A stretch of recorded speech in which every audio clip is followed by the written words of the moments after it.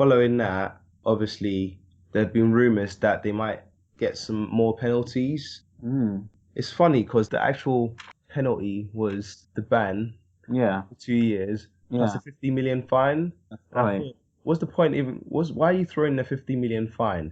It's like going to Apple, we're going to ban you from releasing a new iPhone, and then we're going to throw in a 100 million fine. They'll just laugh at you like, what's 100 million to us?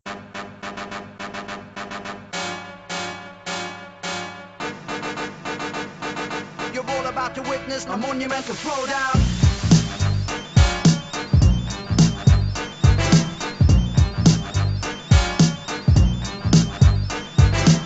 Ladies and gentlemen, girls and boys, listen very carefully. This is FPL Bros, and you need us in your life for all football chat and that's football related chat. There's just nowhere else to go, and Exactly. I don't see any reason why I should be modest about this. Okay, this is episode 19. We're recording on Tuesday, Yeah. the 18th of February. Once again, it's one of those long ass game week where we started recording before it's not even finished. So there's only the rearranged game, which is Man City versus West Ham. West Ham to come. But anyway, briefly, if we want to have a quick, actually, I just want to say, how you doing, Derek? Yeah, I'm not too bad. Not too bad at all. Like I said, it's been a long game week, so it just feels like it's dragging now. I just want the next one to come already. I do too. It's just too much. It's not just the fact that we had the break, which I reckon I could have coped with, but it's just that we've had just like one game day sort of thing. Yeah, Just it's been like dribs and drabs. I don't really like that too much. no, not really, no. Okay, so I'm just going to quickly go over what's been happening so far. Yeah. I'm falling in with 40 points, which is bang average, but obviously it's going to mean a red arrow for me. And I just put it down to the fact I got the captaincy wrong. I captained Salah, and instead it was Mane who came on and made the difference in that game against Norwich. So unless De Bruyne bangs in 4 goals, I'm not really expecting much from this game week. Yeah, I'm same as you on 40 points, but lucky for me, Salah was my vice captain, so hopefully Aguero comes through for me. Got 7 points on my bench for Soyuncu, Oh yeah. who I thought wouldn't keep a clean sheet, and lo and behold, Holgate didn't keep a clean sheet, so I'm not too pleased about that. Yeah, it's bad when they're just only letting 1 goal. Yeah, actually, Yeah. Holgate came on as a sub, I think, if I'm not mistaken. Yes, he did. How long Um, was he on for? well, looking at the stats, it seems he was on for 4 minutes, which is such a take. Oh gosh. Yeah, I shouldn't laugh because my team's looking pretty sad, generally speaking, as well. And my defence, I kept Pereira, and I was actually agonising for a long time about keeping him because I really didn't think Leicester were going to keep a clean sheet. But I did anyway, and he got the clean sheet. But I'm not sure what to do. He does cost a lot of money, and there's other stuff I could do with it. Anyway, did you want to talk about any of the games we had so far? I mean, there has been 9 of them. Yeah, there have been some decent games. Obviously, I did say out of all the games that might surprise us, it would be the Arsenal game. And Hmm. actually, out of all the games that surprised me was the Villa game because Arsenal won against Newcastle. I would have expected them to, but I thought if anyone was going to lose, it'd be Arsenal because they're just Arsenal, aren't they? However, they came through. Pepe found his shooting boots. He played really good in that game. Lacazette scored a goal, even though he didn't shoot properly, but he still got a goal, which is brilliant. Özil got a goal. So yeah, I don't know. Maybe Arsenal have got something there. But out of all the players, Saka Hmm. is one that stood out for me, and I think he's one to look out for in the upcoming seasons. He looks like a potential point scorer with a cheap price tag. Yeah, yeah.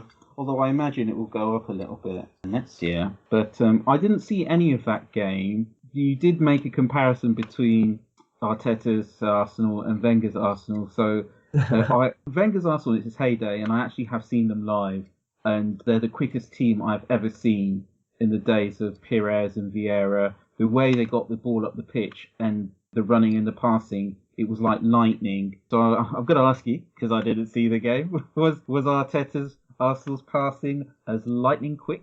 Um, So Wow. I didn't. Well, no, I didn't watch all of the game. I Yeah. saw some of the bits of the game, Yeah. but I also mostly watched the highlights. Yeah. From what I saw, Arsenal didn't play too bad in terms of keeping the ball passing. First half was a bit of a slow start for them. Yeah. In the second half, they did really kind of find their rhythm. So yeah, I mean, in terms of Wenger's Arsenal and Arteta's Arsenal, I think the halftime talks that Arteta has with the team has more of an impact Yeah. than Yeah. it did with Wenger. Because I think with Wenger, you can see when they start off slow, they do Hmm. end up losing.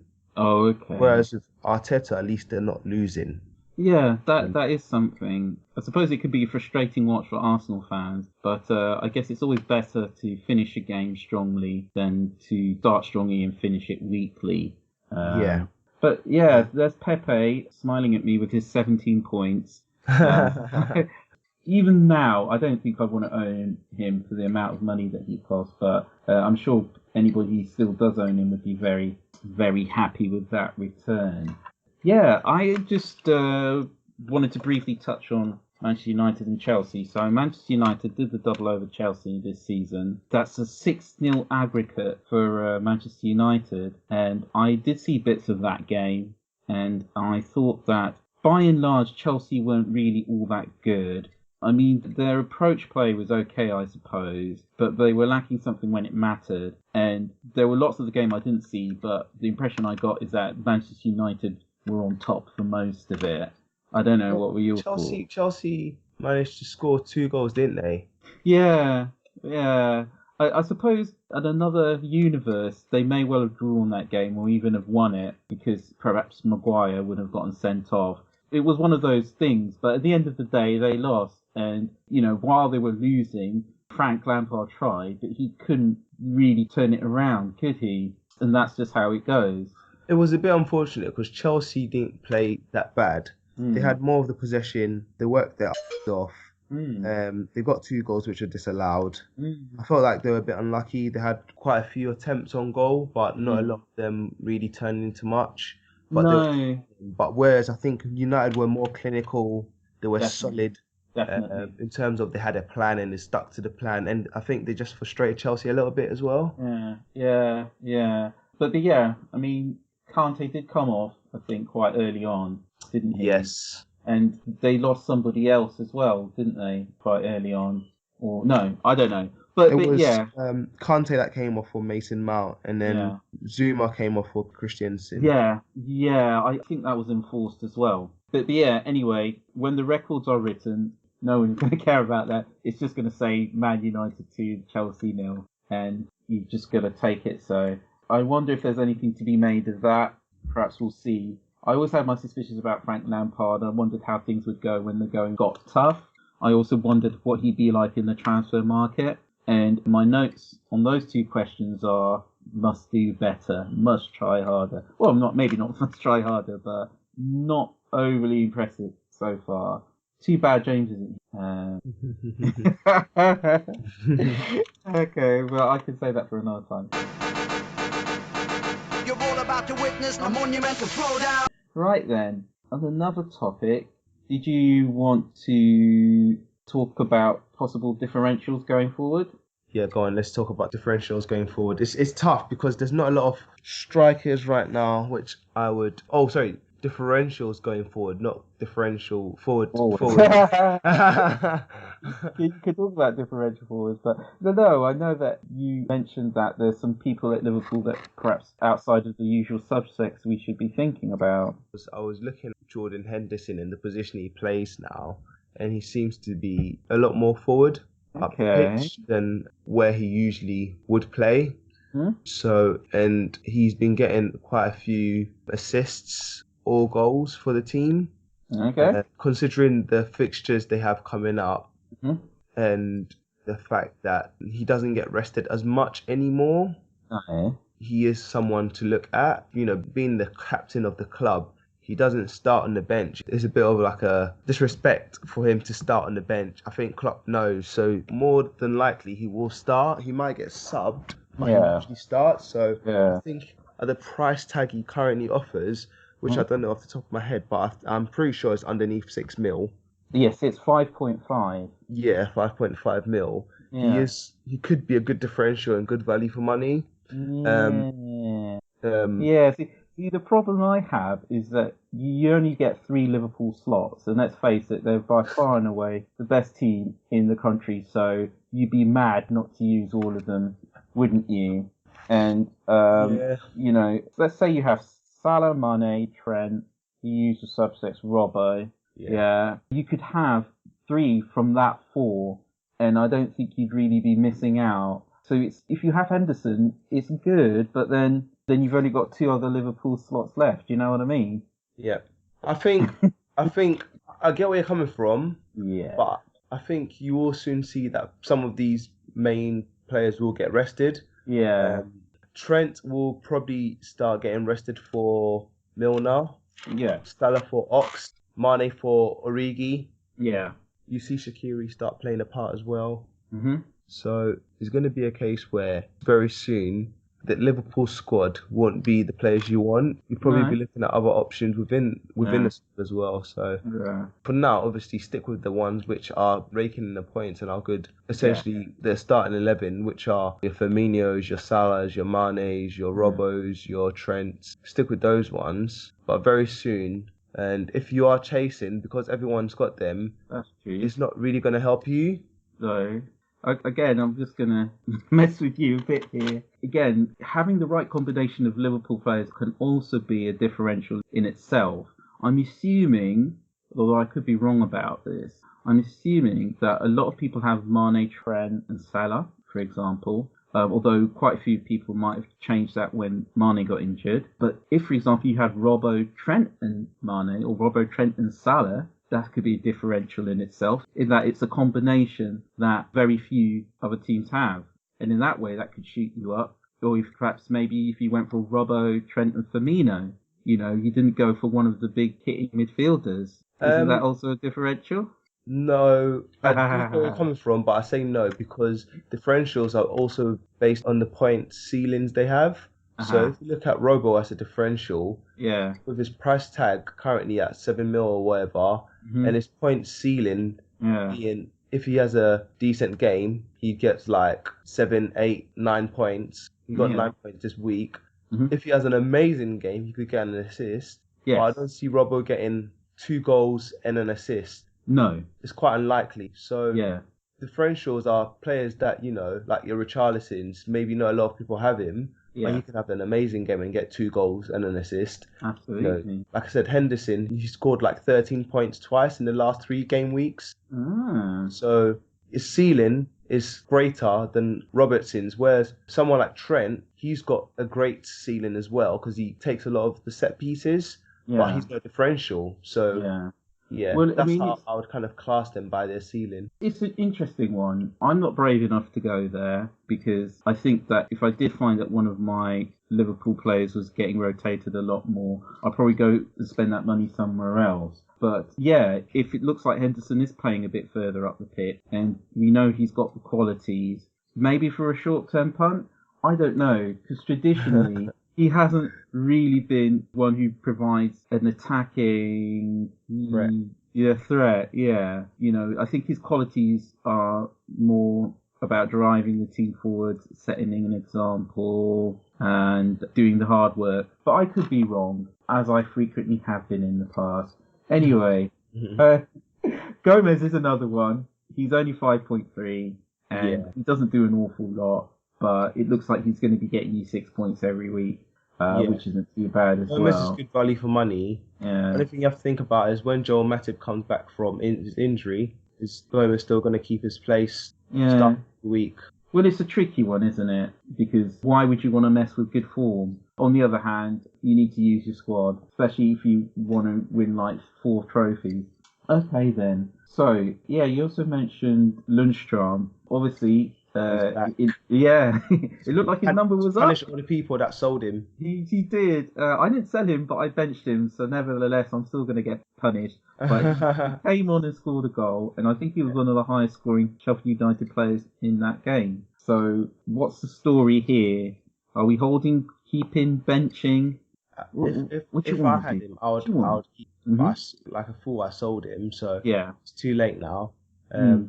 I Considering don't we've think got good fixtures coming up, I do I regret don't selling him. think that's necessarily foolish though, because let's face it, how often do subs actually come on and do anything? Purely by virtue of the fact that they're only coming on for like 20 minutes, it Um, means everyone else is going to have like 70 minutes on them to do something. I mean, up until a couple of weeks ago, Greenwood was coming on and just doing bits. True. Like he assisted and scored with every substitution appearance he made. True. So I True. sometimes forget, like if someone's in good form, you just can't ignore it. No.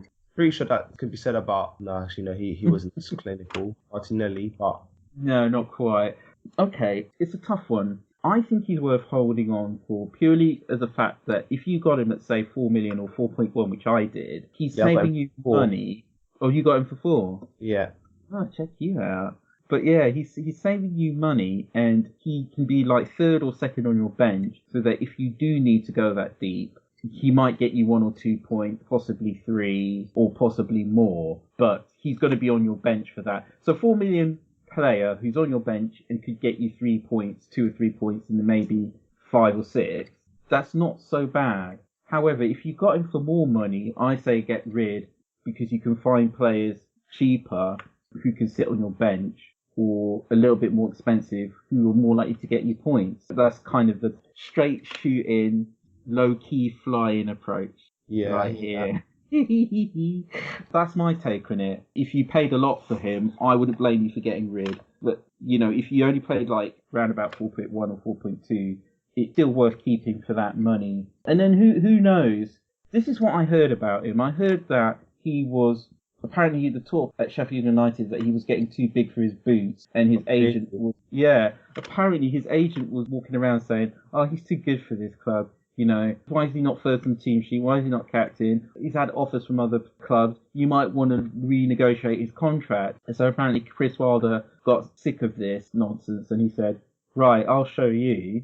Yeah, if you think you're so fantastic, why don't you sit on the bench for a while and show everybody how fantastic you are." yeah.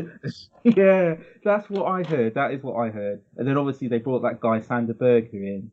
And Yeah. so I think it's a power play. Well, again, these are all rumours. I don't know. But a lot of people think this is a power play by Chris Wilder. They say, look, we can do quite well without you. And to a certain extent that they can. On the other hand, Chris Wilder's not really known for swapping his team around that much. And if you're playing well, I get the impression that he's going to keep you in the team. And Lundstrom may well have shown, says, okay, I'm sorry for letting my agent's mouth get away with him. But anyway, that's what I heard. That is what I heard. I don't follow Sheffield United, so It would be interesting to see if things changed after what he did. Definitely. Sheffield Yeah, 100%. was scoring that goal, because that was a big goal for them. I think so. You're all about to witness a monumental throwdown. All right. I think the big topic that's on everybody's lips is the 2-season ban that has been handed down by UEFA in Manchester City. That's correct, for breaches of financial fair play regulations.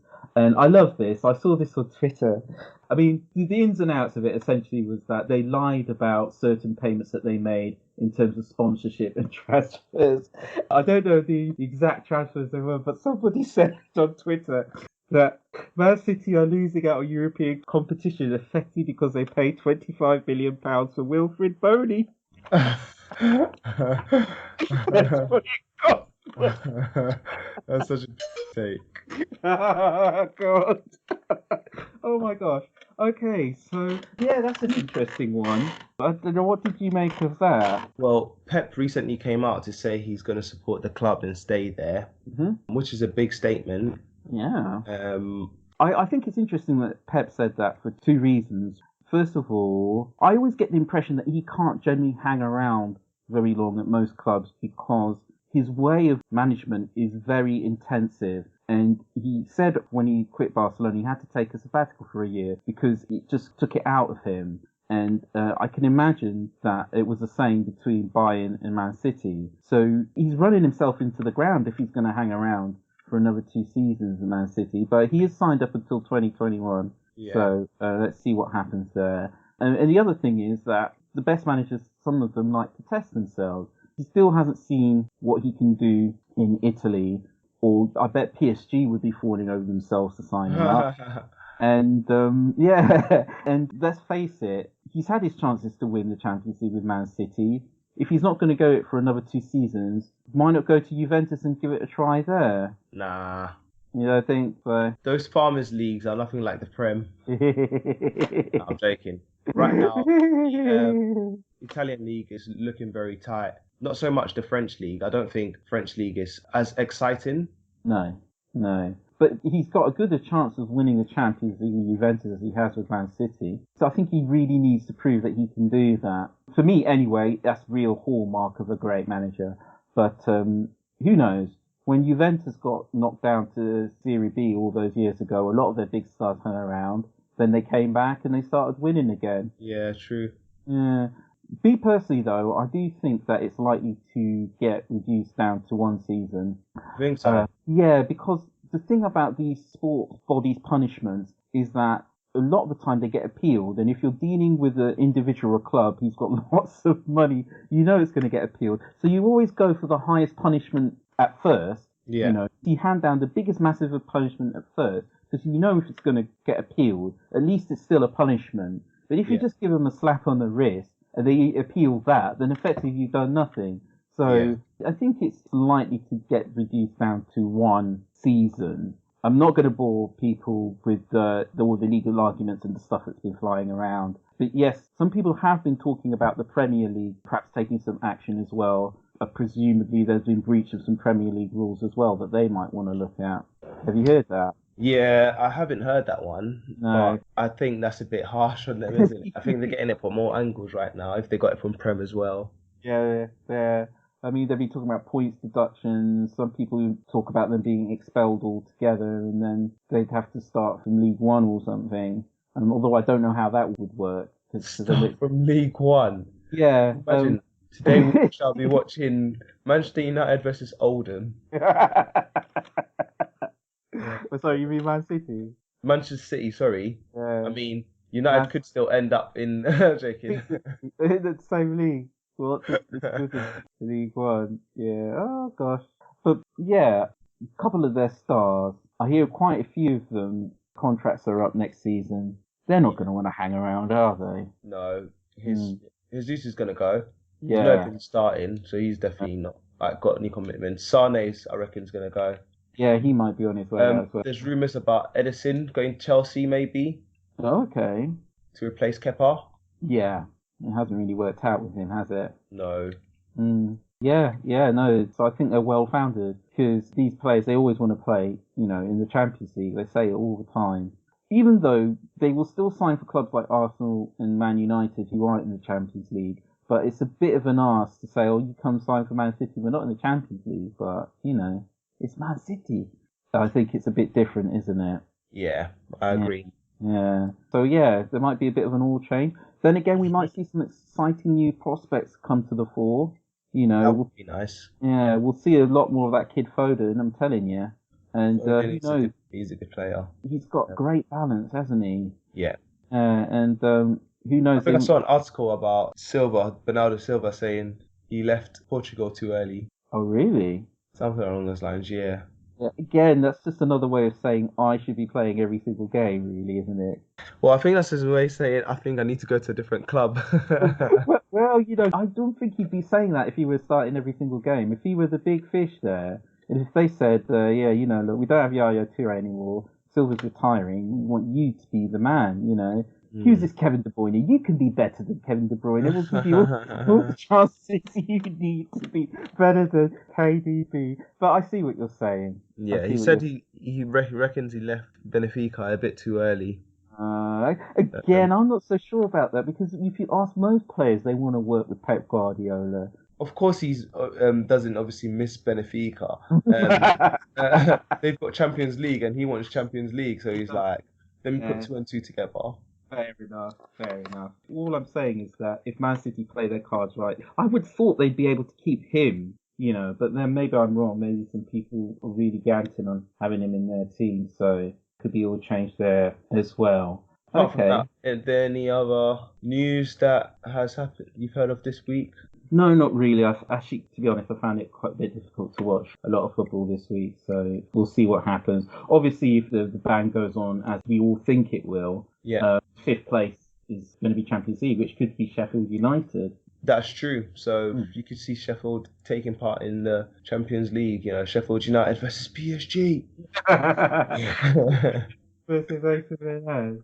I just remembered actually there was some news about Son injuring his arm today. Yeah, that's right. What So happened? I don't actually know what happened. I don't know if it was training or if it was like what happened, but it must have been training because obviously they didn't have a game, did they? Oh, So he hurt his arm, so he's injured now. He's on the sidelines along with Kane. So I don't know who they're going to put up front, but this is where buying players comes into effect because they should have bought a striker because they knew they had a problem. yeah, When Kane is out, they rely on Son, yeah. or they just like play a system where they have no striker. Yeah. Well, maybe my man Bergwin's going to step up. I think he's possible He's more of a play. winger though. He's more your type of Lucas Moura kind of player. He's not really a striker. Although I think he could do a job up front because he can certainly finish, and he looked dangerous in the game against Villa. I thought, and he was getting fouled an awful lot, and I think that says something. We'll see. Yeah, We'll see what but happens. you've But got I a think they point. have Chelsea next, maybe. If I'm not Yeah, mistaken. Vincent Janssen's still on the books at first. Maybe. Oh God, They Jansen. could play him. All right then. Good stuff. Good stuff. You're all about to witness a monumental throwdown. We're going to have a brief one today, so if you don't mind, I will move on to player picks and predictions. Yeah, sure. I don't mind. All right then. So we'll start with the big up and coming games for Game Week 27, which Yeah. is until the 22nd of February. So yeah, as you just stated, Chelsea are going to be playing Spurs at Stamford Bridge. I think Lampard needs to get some revenge Mm. on all his losses. He's been getting some bad luck, so I'm putting that one on Chelsea. They've got Mm. at the moment. You know what? I'm going to go the other way because Chelsea's form is stuttering. Well, Spurs look like it's starting to click a bit more with them. Okay. Yeah. So I think Spurs might get something from that game. Either a draw or a win for Spurs. That's what I'm going to say. Decent. Yeah. All right. The next big one will be Leicester versus Man City at King Power. Yeah. I'm gonna go for City, Okay. but I want to see how they play this Wednesday, tomorrow. Yeah, that's right. That's right. Against West Ham first and see Yeah. what kind of attitude the players have. But I reckon City are going to score. Leicester are not, the same Leicester that we saw at the start of the season, unfortunately. And I think they're losing a bit of steam and momentum. Yeah. So Yeah, we'll can't have see them beating City as they are at the moment. No. Okay. I have to say, I don't think it's going to be easy for City again. I generally think that quality teams, of which Leicester is one, can give them a hard time. And there's plenty at stake. On the other hand, Man City might have something to prove with that recent ruling. And again, it'll be interesting to see how they play on Wednesday. Yeah. But I am going to go for a score draw with this one. Score draw. Yeah, I still think that Leicester have got something about them. I don't think Rodgers has turned into a crap manager overnight. I don't think so either. Even though Vardy isn't doing an awful lot, Harvey Barnes seems to be stepping up at the moment. Yes, massively. Yeah, although I did say before that them not having Ndidi is a problem for them, but he might be back for that game. Who knows? Yeah. All right then. On the Sunday we've got Manchester United versus Watford. Yeah. I don't think it's going to be an easy game for United. They had this game near the end of last season, and Watford surprised them, I think, by winning, didn't they? If I'm not mistaken. Yes, because they were very bad towards the end of last season. It doesn't surprise me in the slightest if Watford won that. They weren't that bad because Rashford was scoring at one point, and I think before they played Watford, they had a game against Colchester or something in the cup, and then everyone got gassed because Rashford. Oh wait, are you talking about last season or are you talking about last year? First half of this season. This season, okay. First half of the season, not last. No. Okay, I get you. Yeah. No. Against that whole kind of which Man United is going to turn up, the one which is bereft of ideas, or the ones which are just super clinical. Actually, one thing I do want to say about the game against Chelsea, AWB really impressed me, especially with his assist for the Martial goal. Yes, he played very well. Yeah, because I noticed that. See, I'm getting sidetracked here. I just want to get this out really quickly. Apparently, Solskjaer played a 3-4-3 or a 3-5-2, and so it's possible that AWB, for the uninitiated, I'm talking about Aaron Wan-Bissaka here, possible that he was playing as a right wing back, and that might be a role he slots very well into because he started his career out right at the very beginning. He was actually a winger, which is why he's so good at defending against wingers because he knows how they think and he's able to predict what they're going to do. So could we see him coming back to the forefront as a really handy player? I don't think AWB's strength lie in his offensive ability. As good as he can be offensively, I think his strengths lie in his defensive ability, as you have said. True. So I do see him coming back in terms of being able to get some bonus points for like tackling and stuff. But the clean sheets ultimately lie in the centre back, which is, in my opinion, the weakest pairing with Wyatt and Jones as well, especially Jones. So. Yeah. You know. No, I mean, I'm just pointing this out because I see a lot of potential in him. Man United fans have been complaining an awful lot that he's nowhere near offensive as the kid they got on the other side. Is it Williams? Is his name Brandon Williams? Yeah. He's really good as well. And even Luke Shaw has traditionally been more offensive fullback. But they say he's hardly getting anything down from the right. And it's possible that Solskjaer is working to change that. And he might be saying to AWB, look, you just need to cross it more. Okay, you need to practice your crossing, get up there and cross it more. Be like Gary Neville. He was really boring right back. Came and showed him how to cross the ball. And then all of a sudden he started crossing as well. I remember I used to see him, what the hell is Gary Neville doing by the side of the opposition 16-yard box? Yeah, it's true. Is he crossing? Okay, I'm just speculating here. Anyway, the game. You think that it might be a hard-fought win for Man United? Yeah. Yeah. I'm going to agree with you here. I think the magic, fortunately for me, because I've got Ben Foster as my goalkeeper, might have faded a bit for Pearson. And it's a game that Man United really should be winning. Wolves versus Norwich. Shall we predict that one? I'm going for a Wolves win. Mm-hmm. And I don't think they'll struggle either. Oh, really? No. Okay, because Norwich made life difficult for Liverpool, didn't they? Yeah, that's for Liverpool, though. And Liverpool currently, away from home, they're not playing too well. Okay. Yeah, I'd like to think that there'll be a nice, satisfying win for Wolves there. But again, sometimes they huff and puff a little bit as well. Yeah. But they do create chances, so let's hope, at least for my players' sake, that they stick a couple of them away. Yeah. All right, then. This is a big one. Arsenal versus Everton. Oh. Big one if you have my... This is a tough one to call, I'll be honest with you. Sorry, go on. I said this is a tough one to call, I'll be honest with you. Yeah. It depends. This is, you know what you said about the type of United that come out? This is the same thing. It depends on the Arsenal team that come out. Because on paper, this should be an Arsenal win. Do you know what I mean? Oh, so... Position-wise, they better Everton in every single sense, you know. But for some reason, I can still see Calvert-Lewin haunting Arsenal, so... I don't know. I don't know how to call this one, I'll be honest with you. Well, who's in defence for Arsenal these days? Is it Socrates and Louise? Is that the pairing that they use? That is the starting pairing. You know, I heard that they're looking to offload Tierney. There's some offers have been made for him. They're not playing him much, are they? No, but to be fair, it wasn't Arteta who signed him, was it? Who was it? I guess it was Emery. Oh. You know, these things happen. Well, regardless, going back to the game, I think it will be a tough game to call. And it's ultimately going to come down to whichever team plays better on the night. Mm-hmm. It's one of those ones. Fair enough. Do you know what? I'm going to go for an Everton win. And the reason I'm saying that is because I just think that Ancelotti is a much better manager than Arteta. And oh, really? Yeah, I think he's that good. I really do. And he seems happy. He seems like what he's getting out of Everton is what he wants. When you're talking about a quality manager and they seem to be content with the way things are going, that's when you have to watch out. That's when they're the most dangerous, you know, because if he can get his ideas out onto the pitch, what's Arteta going to come up with against that? Man's a Champions League winner. What? I'm sorry, but I really do think that that Ancelotti's going to get the better of him. And the players are playing well. It's true, position for position, Arteta might be better on paper. but Richarlison's looking red hot right now. Yeah, but look at the teams that Ancelotti managed in terms of the squad they had in comparison Yeah. to Everton. They're quite different. It's true. It's true. But look, the players are going to be up for this, and it's the Premier League, you know.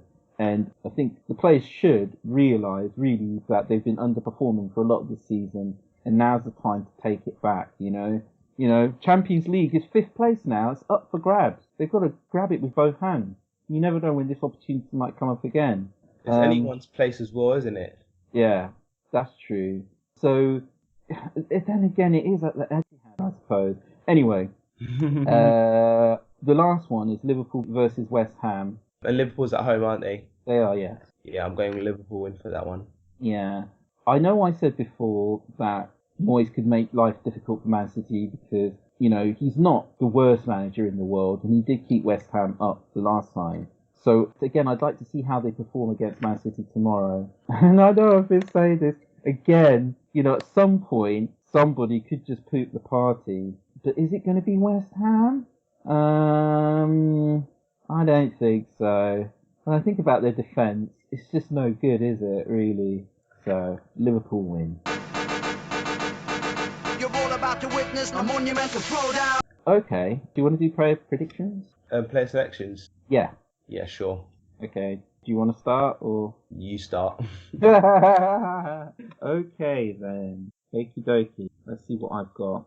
Alright, the first one, and I haven't given this any thought whatsoever, but I am going to go with Bruno Fernandes. Oh, really? Interesting. Yeah, he got his first assist against Chelsea. They were saying that they needed somebody to deliver the ball, and he's looking like he could be that guy. Because his delivery, let's face it, isn't that bad. Whether people are going to convert it to him is another question, because you can get the Martial that we got against Chelsea, or you can get the Martial who missed that sitter against Liverpool. It doesn't really matter who's giving the ball. If he's going to knock it into Rose, then Yeah, that's true. you don't get assists for Rose. So he's one, Bruno Fernandes. The second person I am going to go for is... dear. Oh, dear. I know, it's not looking good for me, as usual. Okay, you know what? I'm going to go with Ward-Prowse at Southampton. Interesting. Yeah, don't get me wrong, he's a frustrating player to own, because I have owned him in the past, and he's made me fling my phone out of the window, because he does take a lot of set pieces. And one time, Ian Wright said, "Oh, he reminds me of a young David Beckham." But where the hell he got that from? Because he's just so underwhelming. But Southampton have got some good fixtures. He's a cheapish midfielder. He tends to play with Hasenhüttl, who picks him all the time. Sometimes he picks him at right back, right wing back, you know. Sometimes he picks him at number 10. But he's worth a punt. And actually, that's all I've got. So there's 32 for me. Two good ones. Very interesting choices as well. So, yeah, fair enough. So, my first pick will be a player from the Burnley squad. Oh. So, I'll be looking at Westwood. Oh. So, he's one of those players where he actually plays quite well, but he doesn't get a lot of recognition. And as a midfielder who's got a good goal-scoring threat around him, he's also good at giving assists to, like, the likes of, what's his name, is it Wood? Yeah, and Rodriguez while Barnes is injured. Yeah, exactly. So, yeah, I think I'm going to go with Westwood. He's found some form recently as well, so that's always helpful. Yeah. Second pick is a difficult one because I want to pick a Newcastle player, but after the way they played against Arsenal, I'm not so sure about them. Yeah, I still think they've got some decent players who can perform. And in some ways, perhaps the Arsenal... I mean, that was a game of two halves, really, wasn't it? Yeah, it was. Newcastle probably had their number at the first half, but then, like you said, Arteta said something and it just put a rocket up their backside. Yeah.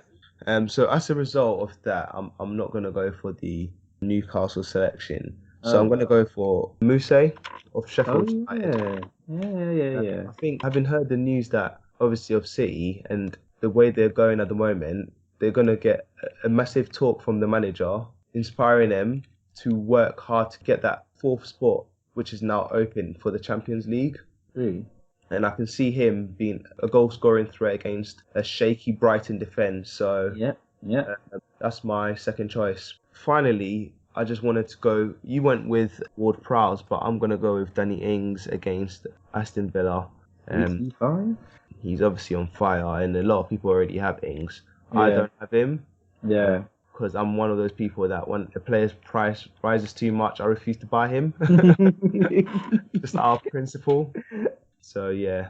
Yeah. I'm not going to say too much because you're the original Z champion, so it obviously works for you. So You're looking to take that title away from me. I'm not saying anything yet. Yeah. I'm taking it one game week at a time. It's pretty much yours now, mate. Pretty much yours. You're not getting me like that. You're not doing me like that. Actually, I thought of a third player. I just mentioned him. I'm going to go with Dre Rodriguez at Burnley. Okay. Yeah, Nice. because he's been looking good. Was it the goal he scores against Man United? My gosh, like that was just filthy, wasn't it? Yeah. Yeah, and I think he can do the business while Barnes is out. Yeah. And that's the thing about Sean Dyche. He has this massive squad, and he's always able to replace good players. Always. Yeah. He's had so many good strikers at that club, and when one of them gets injured or moves on, suddenly somebody else pops up and they do the job. Yeah, I agree. Yeah. So I don't know what their fixtures. The day when we had Andre Gray doing bits. Yeah, exactly. And you used to think, how are they going to cope without Andre Gray? They coped just fine. They got rid of Sam Vokes. They coped just fine. They got rid of Danny Ings. They coped just fine. Yeah. He's always able to find replacements who come in and do the job. Yeah. So I think Jay Rodriguez, he's not going to get you a massive amount of points, but then he's quite cheap. And if you're looking to save some money up front, he could be well worth it. Okay, do you want to do surprise results? Yeah, I'll do one. My surprise result for the week would be Leicester to beat City. Only because I said it all comes down to how City bounce back after this news. Yeah. On paper, City should be running Leicester riot. And considering the way Leicester have been playing recently as well, I expect City to be winning. However, if City don't destroy West Ham this week, then I can see something going pear-shaped for them when they play. Yeah, that's a good one. Yeah. Yeah. I've already kind of mentioned this one, but I still think it's worth saying it as a surprise result, which is Arsenal versus Everton. I know I said that Ancelotti, in my eyes, is the better manager. Well, he will get the better of Arteta. I just realised that Arsenal are at home. Yeah. And it's still a good place for them. It really is. And they're going to be buoyed by the 4-0 thrashing that they recently handed out. And Aubameyang is dangerous. I know. And Leno is a decent keeper. I know. And you're right. Everton are still kind of a tier below in many respects. So even though if Everton do well, I still think it's going to be a shock result. So I'm going to have it both ways. Oh, God. Yeah, I know. Really Arsenal should be winning that game. But I'm just going to turn around and say, ha! I told you so. If they don't. That's why there's those cheat codes. You have it your way. I know. But it's just me being, yeah. Alright, fair enough. That's it. Okay then, well thanks a lot Derek for doing the pod, really appreciate it. No worries. Yeah. If you're listening on YouTube guys, hit the like button, hit the subscribe button, it won't cost you anything. And Nothing. Yeah, nothing at all. And we're out on the regular, so you're always going to get your good stuff, your good fill, pretty much every week. We're also on Twitter as well, FPL_Bros. So check that out. We've got plenty to discuss, plenty of comments to make, observations, you name it. It's all there. It's all good. So check us out on Twitter too. And yeah, all that's left for me to say now. That's a goodbye. And that's a goodbye from me as well, guys. See you later, guys. Bye. Take care.